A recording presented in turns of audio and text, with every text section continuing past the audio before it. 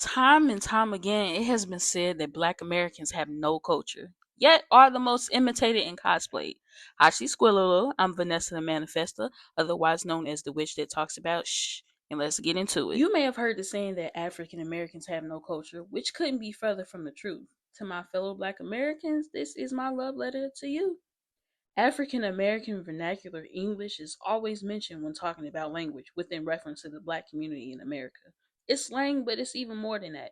It's a dialect with its own grammatical structure and history. Black Americans in Atlanta speak differently than those in Baltimore. There's Creole in the South and Gullah Geechee in the Low Country. However, in recent years, Tutnese has came back into the conversation. Tut o mum o squirrel red o wigs. I wakes I squirrel low tut Black American culture.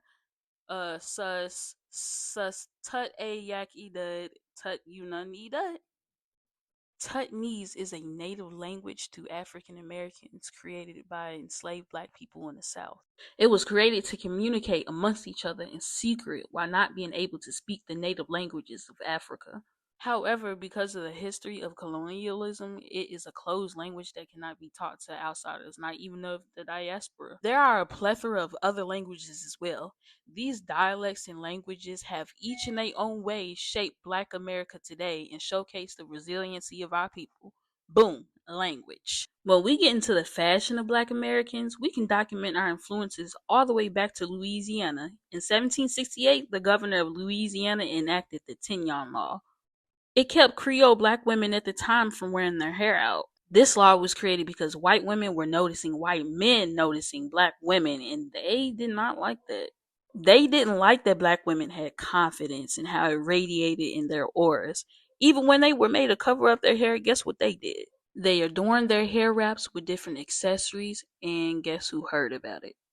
The wife of Napoleon Bonaparte, aka Empress Josephine of France. She then started wearing the turbans and the scarves. Art, that's us too. If you're Black American, I'm sure your mama, your auntie, somebody had this picture or this picture. And streetwear is also heavily derivative of African American culture. We talking bucket hats, long beautiful nails, to baby hair and different athletic wear. That's us. Don't get me started on music. Music has always been at the center of African American culture. Our music has set the blueprint for the world sound since, well, forever.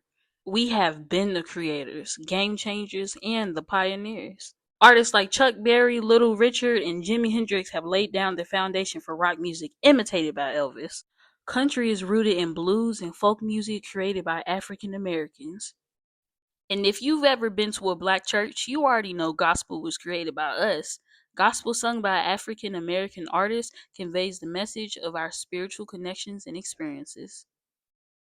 Hip hop started that way too. We are the pioneers of basically every genre of music. So many genres derive from blues alone. At the beginning of every music genre, a black person was there.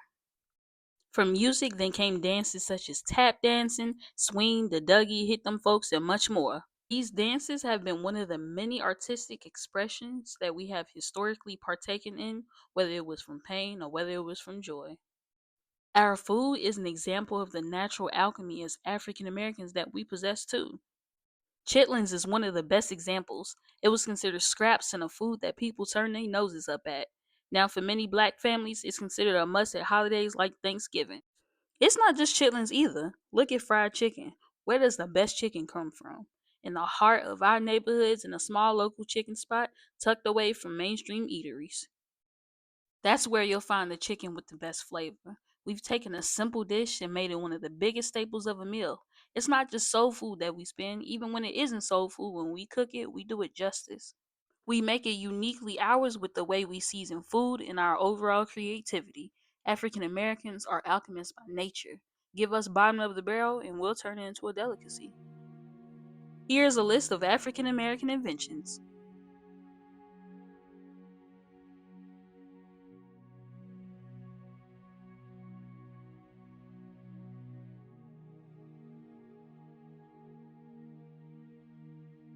How could we as black Americans have the stereotype of being lazy when not only have we made so many inventions, but we initiated the civil rights movement here in America?